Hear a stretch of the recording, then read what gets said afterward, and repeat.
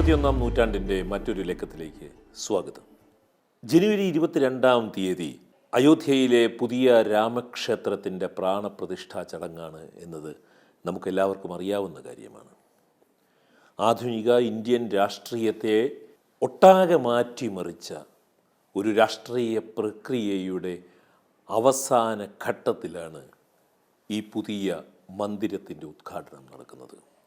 മതവും രാഷ്ട്രീയവും കൂടി കുഴഞ്ഞു കിടക്കുന്ന സങ്കീർണമായ ഒരു മന്ദിരോദ്ഘാടനമാണ് രാമമന്ദിരത്തിൻ്റെ ഉദ്ഘാടനം വഴി നടക്കുന്നത്. ഇതിലെ മതാത്മകതയും ഇതിലെ രാഷ്ട്രീയാത്മകതയും എല്ലാം തന്നെ വളരെ വിശദമായി ചർച്ച ചെയ്തുകൊണ്ടിരിക്കുന്ന ഒരു കാലത്താണ് ഞാൻ 21-ാം നൂറ്റാണ്ടിൻ്റെ ഈ ലക്കം അവതരിപ്പിക്കുന്നത്. പക്ഷേ ഞാൻ പറയാൻ പോകുന്നത് മറ്റൊരു കാര്യമാണ്. സ്വന്തം രാഷ്ട്രീയ ജീവിതത്തിലും സ്വന്തം ആത്മീയ ജീവിതത്തിലും എല്ലാം തന്നെ മഹാത്മാഗാന്ധിയെ ഏറ്റവും കൂടുതൽ സ്വാധീനിച്ച ഒരു അവതാര പുരുഷനോ ചരിത്ര പുരുഷനോ ഇതിഹാസ പുരുഷനോ ഒക്കെയാണ് രാമൻ എന്നത്. ഒരു പക്ഷേ മഹാത്മാഗാന്ധി എഴുതിയിട്ടുള്ള 60,000-ഓളം പേജുകളുള്ള മഹാത്മാഗാന്ധിയുടെ സമാഹൃത കൃതികൾ മുഴുവൻ നോക്കിക്കഴിഞ്ഞാൽ ഒരുപക്ഷെ അദ്ദേഹം ഏറ്റവും കൂടുതൽ എഴുതിയിട്ടുള്ള വാക്ക് ഏതാണെന്ന് ചോദിച്ചാൽ എൻ്റെ മനസ്സിൽ പെട്ടെന്ന് തോന്നുന്നത് പ്രധാനമായും 3 വാക്കുകളായിരിക്കും. 1 ഇന്ത്യ, 2 സത്യം, 3 രാമൻ. ഇത് 3ഉമായിരിക്കാം ഒരുപക്ഷെ മഹാത്മാഗാന്ധി ജീവിതത്തിൽ ഏറ്റവും കൂടുതൽ ഉപയോഗിച്ചിട്ടുള്ള വാക്ക്. രാഷ്ട്രീയമായി മഹാത്മാഗാന്ധിയുടെ ജീവിതത്തിനെ നോക്കിക്കാണുന്ന ഒരു വലിയ വിഭാഗം ആളുകൾക്ക് ഗാന്ധിജിയോടുള്ള ഒരു വിമർശനം തന്നെ ഗാന്ധിജി രാഷ്ട്രീയത്തിൽ മതത്തെ കലർത്തി എന്നുള്ളതാണ്. അങ്ങനെ ഒരു വാദമുണ്ട്. ഗാന്ധിജി മതാത്മകമാക്കി കളഞ്ഞു ഇന്ത്യൻ രാഷ്ട്രീയത്തെ എന്ന്. ഗാന്ധിജി തന്നെ പറഞ്ഞിരിക്കുന്ന ഒരു വാചകമുണ്ട്, എൻ്റെ മതാത്മക ശരീരത്തിൽ ഇഴഞ്ഞു കയറുന്ന ഒന്നാണ് രാഷ്ട്രീയം എന്നും ഈ മതാത്മക ശരീരത്തിൽ നിന്നും ഈ ഇഴഞ്ഞു കയറുന്ന രാഷ്ട്രീയത്തിനെ എടുത്തു മാറ്റാൻ ശ്രമിച്ചിട്ട് ഞാൻ പരാജയപ്പെടുകയാണ് എന്നുമൊക്കെ ഗാന്ധിജി തന്നെ പറഞ്ഞിട്ടുള്ളതാണ്. എന്നാൽ സ്വന്തം സ്വപ്നത്തിലുള്ള ഇന്ത്യയ്ക്ക് രാമരാജ്യം എന്ന് പേരിട്ട മഹാത്മാഗാന്ധിയെ വെടിവെച്ചു കൊന്നത് തീവ്ര ഹിന്ദുവും രാമഭക്തനുമായിരുന്ന ഒരാളായിരുന്നു എന്നത് നാം ഓർക്കണം. അപ്പോൾ എന്തോ വ്യത്യാസം മഹാത്മാഗാന്ധിയുടെ രാമനും ഈ തീവ്ര ഹിന്ദു രാഷ്ട്രീയത്തിൻ്റെ രാമനും തമ്മിലുണ്ട് എന്നുള്ളത് കൊണ്ടാണല്ലോ അത് ആ കൊലപാതകത്തിലേക്ക് നയിക്കുന്നത്. 21-ാം നൂറ്റാണ്ട് എന്ന ഈ സാംസ്കാരിക പങ്ക്തി ഈ ലക്കത്തിൽ ആലോചിക്കുവാൻ ശ്രമിക്കുന്നത് എങ്ങനെയാണ് ഗാന്ധിജിയിലെ രാമൻ ഈ പുതിയ ഇന്ത്യ കാണുന്ന രാഷ്ട്രീയ രാമനിൽ നിന്നും വ്യത്യസ്തനായിരിക്കുന്നത് എന്നുള്ളതാണ്. 21-ാം നൂറ്റാണ്ടിലേക്ക് സ്വാഗതം. 1933-ൽ ഗാന്ധിജി ഹരിജനിൽ എഴുതിയ ഒരു ലേഖനത്തിൻ്റെ അകത്ത് ബാല്യകാലത്ത്, ഗുജറാത്തിലെ ബാല്യകാലത്ത് അദ്ദേഹം സ്ഥിരം സന്ദർശിച്ചിരുന്ന ഒരു രാമക്ഷേത്രത്തെക്കുറിച്ച് പറയുന്നുണ്ട്. പക്ഷേ പിൽക്കാലത്തുള്ള ഗാന്ധിജിയുടെ ജീവിതത്തിൽ നോക്കിക്കഴിഞ്ഞാൽ അദ്ദേഹത്തിൻ്റെ രാഷ്ട്രീയ യാത്രകളുടെ ഭാഗമായിട്ട് ഏതെങ്കിലും ക്ഷേത്രങ്ങളിലേക്ക് പോവുക എന്നുള്ളതല്ലാതെ ഒരു സ്ഥിര ക്ഷേത്ര സന്ദർശകനായിരുന്നില്ല ഗാന്ധി എന്ന് നമുക്ക് മനസ്സിലാക്കാവുന്നതാണ്. എന്നാൽ ഞാൻ ആദ്യമേ പറഞ്ഞതുപോലെ തന്നെ 1933-ൽ ഹരിജനിൽ എഴുതിയ ലേഖനത്തിനകത്ത് താൻ ബാല്യകാലത്ത് നിരന്തരം പൊയ്ക്കൊണ്ടിരുന്ന ഒരു രാമക്ഷേത്രത്തെക്കുറിച്ച് പറയുന്നുണ്ട് എന്നുള്ളതാണ്. എന്നാൽ ഗാന്ധിജി ജീവിതത്തിൽ അവസാനമായി സന്ദർശിച്ച പ്രാർത്ഥനാലയം ഏതാണ് എന്നുള്ളത് ഗാന്ധിജിയുടെ രാഷ്ട്രീയ ജീവിതത്തെക്കുറിച്ച്, അദ്ദേഹത്തിൻ്റെ രാഷ്ട്രീയ ജീവിതത്തിലെ പരിണാമത്തെക്കുറിച്ച് പറയുന്ന ഒരു കാര്യമാണ്. മരിക്കുന്നതിന് വെറും 4 ദിവസങ്ങൾക്ക് മുൻപ് 1948 ജനുവരി 27-ാം തീയതി മഹാത്മാഗാന്ധി ജീവിതത്തിൽ അവസാനമായി പോയ പ്രാർത്ഥനാലയം എന്ന് പറയുന്നത് ഡൽഹിയിലെ മെഹ്റോലിയിലുള്ള ബക്തിയാർ ദർഗയിലാണ്. അദ്ദേഹം അവസാനം പോകുന്നത് ഒരു ദർഗയിലാണ് എന്നുള്ളതാണ്. ബക്തിയാർ കാക്കിയുടെ ദർഗയിലാണ് അദ്ദേഹം അവസാനമായി സന്ദർശിക്കുന്നത്. അത് അദ്ദേഹത്തിൻ്റെ മരണത്തിലേക്ക് നയിച്ച ഒരു രാഷ്ട്രീയ മാറ്റത്തിൻ്റെ ഭാഗം കൂടിയാണ് എന്നുള്ളതാണ്. കാരണം അദ്ദേഹത്തിൻ്റെ അവസാനത്തെ നിരാഹാര വ്രതം ഇന്ത്യയിലെ തീവ്ര ഹിന്ദു സംഘടനകളെ വല്ലാതെ രോഷാകുലരാക്കിയിരുന്നു. കാരണം പാകിസ്ഥാന് കൊടുക്കാനുള്ള പണം കൊടുക്കണം എന്നുള്ള ഗാന്ധിയുടെ ആവശ്യവും, അതുപോലെ തന്നെ വിഭജനത്തിന് ശേഷം ഡൽഹിയിലാകെ വിഭജിക്കപ്പെട്ട് നടന്ന സമൂഹങ്ങളിൽ അന്ന് ഞാൻ നേരത്തെ പറഞ്ഞ ബക്തിയാർ കാക്കിയുടെ ദർഗയിൽ, മെഹ്റോലിയിലെ ദർഗയിലെ ഉറുസ് നടത്തുവാൻ അനുവാദമില്ലാതിരിക്കുന്ന സമയത്ത് ഈ ഉറുസ് നടത്തണം, ഈ വാർഷികോത്സവം നടത്തുവാൻ അനുവാദം നൽകണം എന്നുള്ളൊരു ആവശ്യം കൂടി ഗാന്ധിജിയുടെ അവസാനത്തെ നിരാഹാര സമരത്തിൻ്റെ ഡിമാൻഡുകളിൽ ഉണ്ടായിരുന്നു. അതുകൊണ്ടാണ് 1948 ജനുവരി 27 ഗാന്ധിജി ഈ ഉറുസ് നടക്കുന്ന ദർഗ സന്ദർശിച്ചു എന്ന് ഞാൻ പറയാൻ കാര്യം. അതിനുശേഷം 4 ദിവസത്തിന് ശേഷമാണ് നാഥുറാം ഗോഡ്സെ ഗാന്ധിജിയെ വെടിവെച്ച് കൊല്ലുന്നത്. ഇത് ഗാന്ധിജിയിലുണ്ടായ പരിണാമം എന്താണ് എന്ന് സൂചിപ്പിക്കുവാൻ വേണ്ടിയാണ് ഞാൻ ഈ ഒരു സന്ദർഭം പറഞ്ഞത്. ഗാന്ധിജിക്ക് അറിയാമായിരുന്നു വലിയ ദാർശനികർ ക്ഷേത്രങ്ങളിലൊന്നും സ്ഥിരമായി പോകാറില്ലാത്ത ആളുകളാണെന്ന്. ദാർശനികർക്ക് ക്ഷേത്ര ദർശനത്തിൻ്റെ ആവശ്യമില്ല എന്നുള്ളത് ഗാന്ധിജിക്ക് നന്നായിട്ട് അറിയാവുന്ന കാര്യമായിരുന്നു. കാരണം ബ്രഹ്മവും ഞാനും ഒന്നു തന്നെയാണെന്നുള്ള അദ്വൈതത്തിൻ്റെ സാരം മനസ്സിലാക്കിയവർ ക്ഷേത്ര ദർശനം നടത്താറില്ല. പക്ഷേ ഗാന്ധിജി പറഞ്ഞ ഒരു വാചകത്തിലേക്കാണ് ഞാൻ നിങ്ങളുടെ ശ്രദ്ധയെ ക്ഷണിക്കുന്നത്. ഗാന്ധിജി സ്വയം തന്നെ കരുതിയിരുന്നത് ഞാനൊരു സാധാരണക്കാരനാണ്, അതുകൊണ്ട് എനിക്ക് ക്ഷേത്ര ദർശനത്തിൻ്റെ ആവശ്യമുണ്ട് എന്നുള്ളത് തന്നെയാണ്. അപ്പോൾ അദ്ദേഹത്തിൻ്റെ വാചകങ്ങൾ എൻ്റെ ഓർമ്മയിൽ നിന്ന് ഞാൻ പറയുന്നത് എന്താണെന്ന് വെച്ചാൽ, ദാർശനികർക്ക് ക്ഷേത്രത്തിൽ പോകേണ്ട ആവശ്യമൊന്നുമില്ല എങ്കിൽ പോലും നമ്മളെപ്പോലെയുള്ള സാധാരണക്കാർക്ക് ക്ഷേത്രങ്ങളിൽ പോകേണ്ട ആവശ്യമുണ്ട്. എന്തുകൊണ്ട്? ജീവിതത്തിൻ്റെ പല ഘട്ടങ്ങളിലും ഒരു താങ്ങ്, ഒരാശ്രയം, എവിടെയെങ്കിലും ഒന്ന് മുട്ടുകുത്തി നിന്ന് പ്രാർത്ഥിക്കുക, ആരോടെങ്കിലും തൻ്റെ വേദനകൾ പറയുക, ഇതൊക്കെ സാധാരണ മനുഷ്യരെ സംബന്ധിച്ചിടത്തോളം ആവശ്യമാകുന്ന ഒന്നാണ്.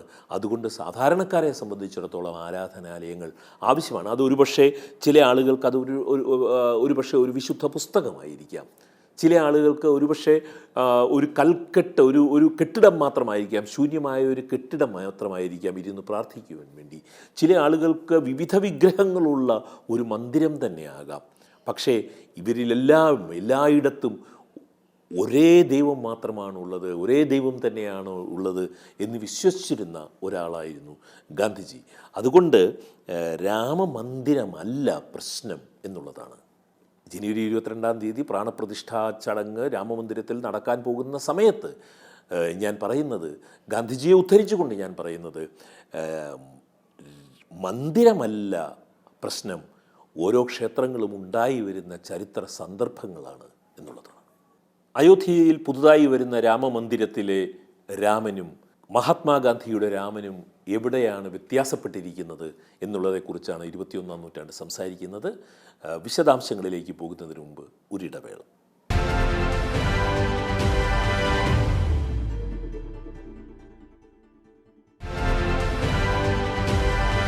ആയിരത്തി 1926 ജനുവരി മാസം 21-ാം തീയതി യങ് ഇന്ത്യയിൽ മഹാത്മാഗാന്ധി എഴുതിയ ഒരു ഭാഗം ഞാൻ വായിക്കുകയാണ്. ഗാന്ധിജിയുടെ രാമനെക്കുറിച്ച് ആലോചിക്കുമ്പോൾ വളരെ പ്രസക്തമായ ഒരു ഭാഗമായതുകൊണ്ടാണ് ഞാനിത് വായിക്കുന്നത്. 1926 ജനുവരി 21-ാം തീയതി ഗാന്ധിജി എഴുതിയതാണ്. അതിതാണ്: വേദങ്ങളിൽ നേതി നേതി എന്ന് പറയും, അതല്ല, അതിതല്ല, അതുമല്ല, അതിതുമല്ല എന്നാണ് നേതി നേതി എന്നുള്ളത്. ബ്രഹ്മത്തിനെക്കുറിച്ച് ചർച്ച ചെയ്യുന്ന സമയത്ത് വേദങ്ങളിലും ഉപനിഷത്തുകളിലും ഒക്കെ പറയുന്ന ഒരു കാര്യമാണ് അതല്ല, അതിതല്ല എന്നുള്ളതാണ്. ഒരേ ദൈവത്തെ തന്നെയാണ് ഞാൻ പറയുന്നത്, ഗാന്ധിജിയുടെ വാചകങ്ങളാണ്, എൻ്റെ വാക്കുകളല്ല. ഒരേ ദൈവത്തെ തന്നെയാണ് അതിനാൽ നാം അതും ഇതും എന്നൊക്കെ വിളിച്ചു പോരുന്നത്. ചിലർ പരമാത്മാ എന്നും, ചിലർ ഈശ്വരൻ എന്നും, ചിലർ ശിവൻ എന്നും, ചിലർ വിഷ്ണു എന്നും, ചിലർ രാമൻ എന്നും, ചിലർ അല്ലാ എന്നും, ചിലർ ഖുദ എന്നും, ചിലർ ദാദാ ഹെർമുസ്ദ എന്നും, ചിലർ യഹോവ എന്നും, ചിലർ ദൈവമെന്നും അനന്തനാമങ്ങളിൽ വിളിച്ചു പോരുന്ന ഒന്നാണ് ഇത്. ഒരാളായിരിക്കുമ്പോൾ തന്നെ ഇനി ഗാന്ധിജിയുടെ വാചകങ്ങൾ ഞാൻ വായിക്കാൻ പോകുന്നത് ഒരു കവിത പോലെ മനോഹരമായ ഭാഗമാണ്. ഇതാണ് ഗാന്ധിജിയുടെ വാക്കുകൾ. ഒരാളായിരിക്കുമ്പോൾ തന്നെ ദൈവം പലതുമായിരിക്കുന്നു. അണുവിനേക്കാൾ ചെറുതായിരിക്കുമ്പോഴും ദൈവം ഹിമാലയത്തേക്കാൾ വലുതായിരിക്കുന്നു. സമുദ്രത്തിലെ ഓരോ തുള്ളിയിലും ദൈവം ഇരിക്കുന്നു. എന്നാൽ 7 സമുദ്രങ്ങളും ഒരുമിച്ച് ചേർത്താൽ പോലും ഈ ദൈവത്തിനെ ഉൾക്കൊള്ളാനാകുന്നില്ലല്ലോ. യുക്തി കൊണ്ട് നിങ്ങൾക്ക് എൻ്റെ ദൈവത്തെ മനസ്സിലാകില്ല. യുക്തിക്ക് അതിനുള്ള ശക്തിയില്ല. പക്ഷേ അതേക്കുറിച്ച് ഇവിടെ വിശദീകരിക്കുവാൻ ഞാനിപ്പോൾ ഉദ്ദേശിക്കുന്നില്ല. ഗാന്ധിജിയുടെ വാക്കുകളാണിത്. യുക്തിക്ക് എൻ്റെ ദൈവത്തിനെ മനസ്സിലാക്കുവാനുള്ള ശക്തിയില്ല. ഇക്കാര്യത്തിൽ വിശ്വാസമാണ് പരമപ്രധാനം. എൻ്റെ ഈ വാദഗതിയാൽ നിരവധി സിദ്ധാന്തങ്ങളെ ഉണ്ടാക്കുവാനും ഇല്ലാതാക്കുവാനും കഴിയും. എന്നാൽ ഒരു യുക്തിവാദിക്ക് എന്നെ വളരെ പെട്ടെന്ന് വാദിച്ച് നിലംപരിശാക്കാനും കഴിയും. എൻ്റെ ദൈവവിശ്വാസത്തെ യുക്തി കൊണ്ട് വാദിച്ച് നിലംപരിശാക്കാനും കഴിയും. പക്ഷേ എൻ്റെ വിശ്വാസം എല്ലാ യുക്തികളുടെയും മേലിൽ അതിനേക്കാൾ വേഗത്തിൽ സഞ്ചരിക്കുന്ന ഒന്നാണ്. ഇതാണ് രാമനെന്നോ ഖുദ എന്നോ യഹോവയെന്നോ ദൈവമെന്നോ അള്ളാ എന്നോ ഈശ്വരനെന്നോ വിളിച്ചു പോരുന്ന ഒരു സത്വത്തെക്കുറിച്ച് ഗാന്ധിജി 1926 ജനുവരി മാസം 21 എഴുതിയ വാചകങ്ങൾ.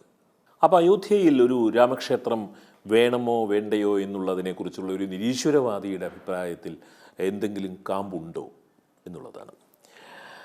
അയോധ്യയിലെ രാമക്ഷേത്രത്തിനെ മറ്റുള്ള ക്ഷേത്രങ്ങളിൽ നിന്നും വ്യത്യസ്തമാക്കുന്ന പ്രധാനപ്പെട്ട ഘടകം എന്താണ്? ഈ പുതിയ രാമക്ഷേത്രത്തിനെ മറ്റുള്ള ക്ഷേത്രങ്ങളിൽ നിന്നും വ്യത്യസ്തമാക്കുന്ന ഏറ്റവും പ്രധാനപ്പെട്ട ഘടകം ഇത് ഒരു രാഷ്ട്രീയ പ്രക്രിയയുടെ ഭാഗമായിട്ട് നടക്കുന്ന ഒന്നാണ് എന്നുള്ളതാണ്. ഒരു രാഷ്ട്രീയ പദ്ധതിയാണിത്. ഇറ്റ്സ് എ പൊളിറ്റിക്കൽ പ്രോജക്റ്റ് ഈ അയോധ്യയിലെ രാമക്ഷേത്രം എന്ന് പറയുന്നത്.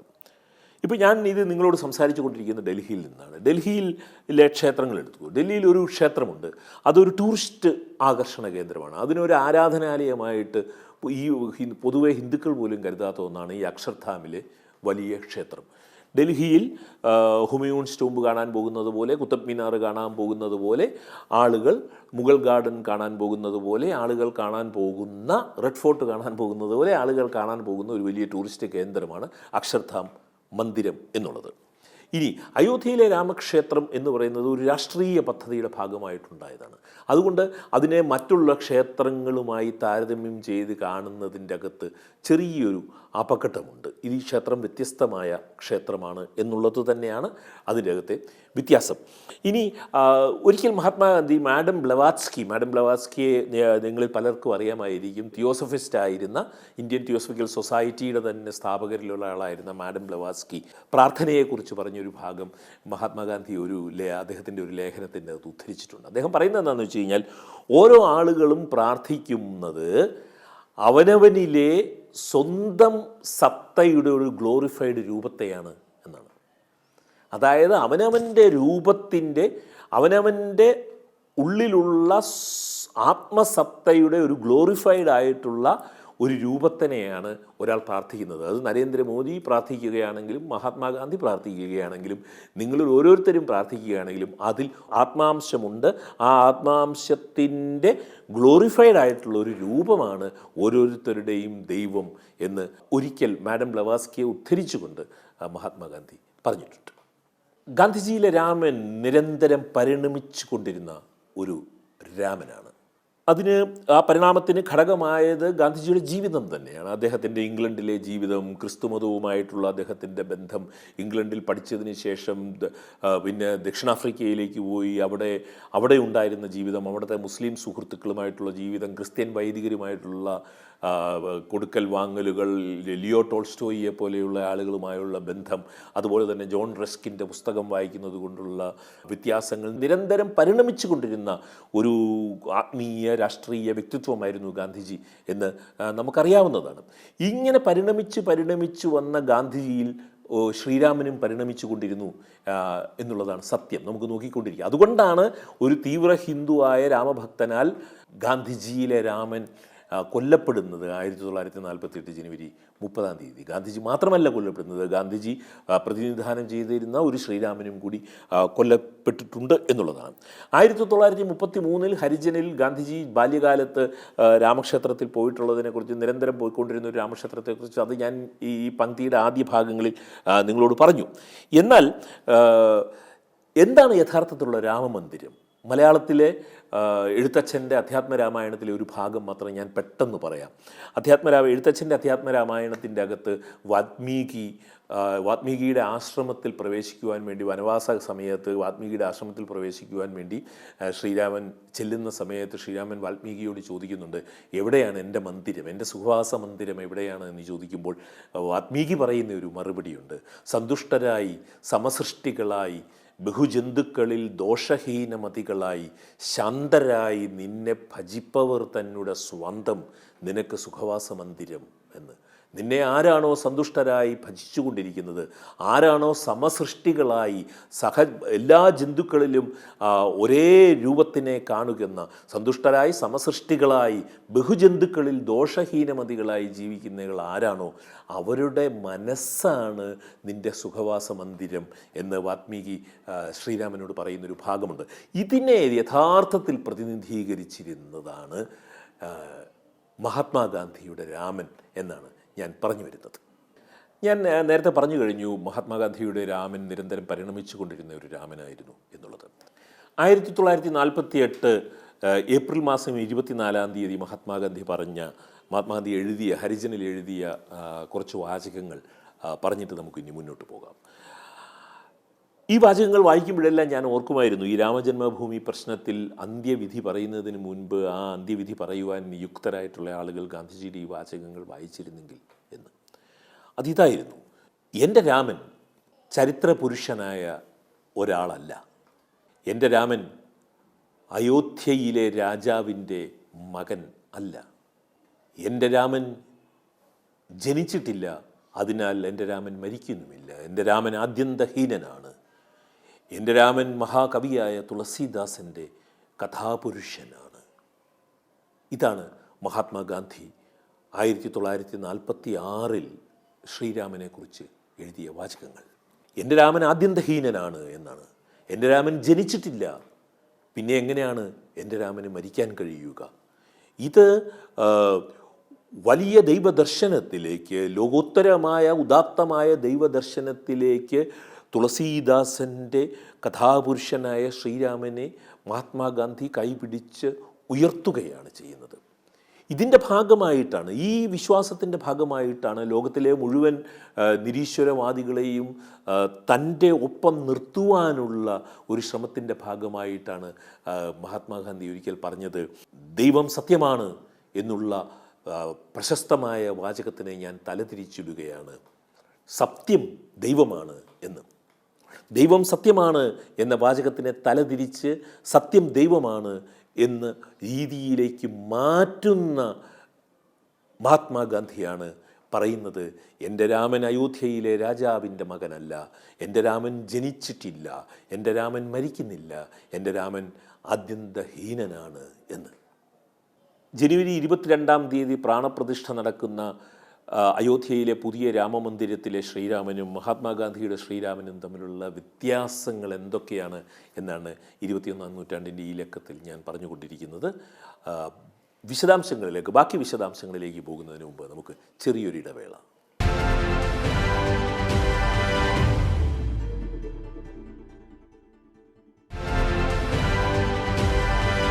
1946 ജൂൺ മാസത്തിൽ ഗാന്ധിജി പറഞ്ഞ ഒരു വാചകത്തിലേക്ക് ഞാൻ നിങ്ങളുടെ ശ്രദ്ധ ഇപ്പോൾ ക്ഷണിക്കുകയാണ്. 1946 ആകുമ്പോഴേക്കും ഗാന്ധിജി ഏറെ പരിണമിച്ചു കഴിഞ്ഞിരുന്നു. കുരിശെടുത്ത് നടന്നു നീങ്ങുന്ന ക്രിസ്തുവിനെ പോലെ, അല്ലെങ്കിൽ വിഷപാത്രം കയ്യിലേന്തി ശിഷ്യന്മാരോട് സംസാരിക്കുന്ന സോക്രട്ടീസിനെ പോലെ ആയിരുന്നു 1946 ആകുമ്പോഴേക്കും മഹാത്മാഗാന്ധി സംസാരിച്ചു കൊണ്ടിരുന്നത്.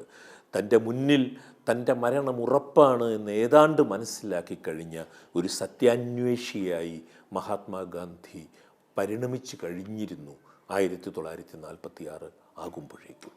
അങ്ങനെ 1946 ഗാന്ധിജി രാമനാമത്തെക്കുറിച്ച് പറഞ്ഞ ഒരു വാചകം ഇക്കാലത്ത് വളരെ പ്രസക്തമാണ്. ആ വാചകങ്ങളാണ് ഞാൻ വായിക്കുന്നത്. നിരന്തരം രാമനാമം ആവർത്തിച്ചു കൊണ്ടിരിക്കുകയും യഥാർത്ഥ പ്രവൃത്തികളിൽ രാവണൻ്റെ വഴികൾ പിന്തുടരുകയും ചെയ്താൽ എന്ത് അർത്ഥശൂന്യമാണത് എന്നാണ് മഹാത്മാഗാന്ധി പറഞ്ഞത്. അത് കാപട്യത്തിൽ കുറഞ്ഞൊന്നുമല്ല. ഗാന്ധിജിയുടെ വാചകങ്ങൾ മാത്രമാണ് ഞാൻ പറയുന്നത്, എൻ്റെ വാചകങ്ങളല്ല. ഞാൻ ഒന്നുകൂടി അത് ആവർത്തിക്കാം. നിരന്തരം രാമനാമം ആവർത്തിച്ചു കൊണ്ടിരിക്കുകയും യഥാർത്ഥ പ്രവൃത്തികളിൽ രാവണൻ്റെ വഴികൾ പിന്തുടരുകയും ചെയ്താൽ എന്തർത്ഥശൂന്യമാണത്. അത് കാപട്യത്തിൽ കുറഞ്ഞൊന്നുമല്ല. ഒരാൾക്ക് ആത്മവഞ്ചന ചെയ്യാം, ഒരാൾക്ക് ലോകത്തെ ചതിക്കാം, എന്നാൽ ആർക്കും ദൈവത്തെ ചതിക്കാനാകില്ല. 1947 ജനുവരി 30 ഗാന്ധിജി കൊല്ലപ്പെടുന്നത് എന്ന് നമുക്കറിയാം. അതിന് തൊട്ടു മുൻപ് ഗാന്ധിജി സന്ദർശിച്ചിരുന്ന 2 സ്ഥലങ്ങളിലേക്ക് നിങ്ങളുടെ ശ്രദ്ധയെ ഞാൻ ക്ഷണിക്കുകയാണ്. ഒന്ന് ഇന്ന് ബംഗ്ലാദേശിലുള്ള കിഴക്കൻ ബംഗാളിലെ നവഖലിയും 2 ബീഹാറിലെ ബേല എന്ന ഗ്രാമവുമാണ്. കിഴക്കൻ ബംഗാളിൽ മുസ്ലിങ്ങൾ ഹിന്ദുക്കളെ കൊന്നുകൊണ്ടിരിക്കുകയും അതേസമയം ബീഹാറിലെ ബേലയിൽ ഹിന്ദുക്കൾ മുസ്ലിങ്ങളെ കൊന്നുകൊണ്ടിരിക്കുകയുമായിരുന്നു. ഇവിടെ 2 സ്ഥലത്തും നഗ്നപാതനായി ആരുടെയും ഒരു പോലീസിൻ്റെയോ പട്ടാളത്തിൻ്റെയോ സഹായമില്ലാതെ ആരുടെയും സഹായമില്ലാതെ ഈ കൊലപാതകങ്ങളുടെ മുന്നിലേക്ക് മഹാത്മാഗാന്ധി നടന്നു നീങ്ങുകയായിരുന്നു. മരിക്കുന്നതിന് വെറും 2-3 ആഴ്ചകൾക്ക് മുൻപുള്ള കാര്യമാണ് ഞാൻ ഈ പറയുന്നത്. അപ്പോൾ മുസ്ലിങ്ങൾ ഹിന്ദുക്കളെ കൊല്ലുന്ന വീടുകളിൽ ചെന്നിട്ട് മഹാത്മാഗാന്ധി പറയുകയായിരുന്നു, ഇതാ ഞാൻ നിങ്ങൾക്കൊരു ഹിന്ദുവിനെ കൊല്ലണമെങ്കിൽ നിങ്ങൾ ആദ്യം എന്നെ കൊല്ലൂ, ഞാനാണ് ഹിന്ദു. അവർ മഹാത്മാഗാന്ധിയെ കൊല്ലുകയുണ്ടായില്ല എന്ന് നമുക്കറിയാം. അതുപോലെ തന്നെ ബേലായിൽ ഹിന്ദുക്കൾ മുസ്ലിങ്ങളെ കൊന്നുകൊണ്ടിരിക്കുന്ന സ്ഥലത്ത് ചെന്നിട്ട് അവരുടെ വീടുകളിലേക്ക് ചെന്നിട്ട് മഹാത്മാഗാന്ധി പറയുകയായിരുന്നു, ഇതാ ഞാനൊരു മുസ്ലിമാണ്, എന്നെ കൊല്ലൂ, നിങ്ങൾക്ക് മുസ്ലിമിനെ കൊല്ലണമെങ്കിൽ നിങ്ങൾ എന്നെ കൊല്ലൂ എന്ന് പറയുകയായിരുന്നു അദ്ദേഹം ചെയ്തിരുന്നത്. എന്നാൽ അവിടെയും ഒരു മരണമുണ്ടായില്ല. മരണമുണ്ടായത് ഞാനിപ്പോൾ നിങ്ങളോട് സംസാരിച്ചു കൊണ്ടിരിക്കുന്ന ഈ ഡൽഹി നഗരത്തിൽ വെച്ചാണ് എന്നുള്ളതാണ്. എന്നാൽ ഈ ലക്കം 21-ാം നൂറ്റാണ്ട് സമാപിക്കുമ്പോൾ ഒറ്റ കാര്യമേ എനിക്ക് പറയുവാനുള്ളൂ. രാമമന്ദിരവുമായി ബന്ധപ്പെട്ട് തർക്കിക്കുവാൻ ഞാൻ ആളല്ല. ഇതിൻ്റെ അകത്ത് സത്യം എന്താണ്, മിഥ്യ എന്താണ്, ശരി എന്താണ്, തെറ്റെന്താണ്, രാമക്ഷേത്രം വേണമോ വേണ്ടയോ തർക്കിക്കാൻ ഞാൻ ആളല്ല. അത് ഗാന്ധിയെ ഉദ്ധരിച്ചുകൊണ്ടാണ് ഞാൻ പറയാൻ പോകുന്നത്. 1928 യങ് ഇന്ത്യയിൽ ഗാന്ധിജി എഴുതിയ ഒരു വാചകം പറഞ്ഞുകൊണ്ട് 21-ാം നൂറ്റാണ്ടിൻ്റെ ഈ ലക്കം ഞാൻ അവസാനിപ്പിക്കുകയാണ്. അതിതാണ്, ഞാൻ ഏറ്റുപറയുന്നു, ആളുകളെ പറഞ്ഞ് വിശ്വസിപ്പിക്കുവാനുള്ള വാദങ്ങൾ എൻ്റെ കയ്യിലില്ല. തർക്കിക്കുവാൻ ഞാൻ ആളല്ല. യുക്തിപൂർവം പറഞ്ഞ് തെളിയിക്കാൻ ഞാൻ ആളല്ല. എനിക്കത് കഴിയില്ല. എൻ്റെ വിശ്വാസം യുക്തിയെയും മറികടന്നു പോകുന്ന ഒന്നാണ്. ഒരൊറ്റ കാര്യമേ എനിക്ക് പറയാനുള്ളൂ, അസാധ്യമായ കാര്യങ്ങൾ ചെയ്യുവാൻ ഇറങ്ങി പുറപ്പെടരുത് എന്ന്. എന്താണ് ഗാന്ധിജി അസാധ്യമായ കാര്യം എന്ന് പറഞ്ഞത്? അസാധ്യമായ കാര്യം എന്ന് പറയുന്നത് ആത്മവഞ്ചന, അസത്യം, ദൈവത്തെ ചതിക്കുക, രാമൻ്റെ വാക്ക്, രാമനാമം നിരന്തരം ഉരുവിട്ടുകൊണ്ട് രാവണൻ്റെ ചെയ്തികൾ ചെയ്യുക, അസാധ്യമായ കാര്യങ്ങൾ ചെയ്യുവാൻ ഇറങ്ങി പുറപ്പെടരുത് എന്ന ഗാന്ധിജിയുടെ വാക്കുകളോടുകൂടി 21-ാം നൂറ്റാണ്ടിൻ്റെ ഈ ലക്കം സമാപിക്കുകയാണ്. നന്ദി, നമസ്കാരം.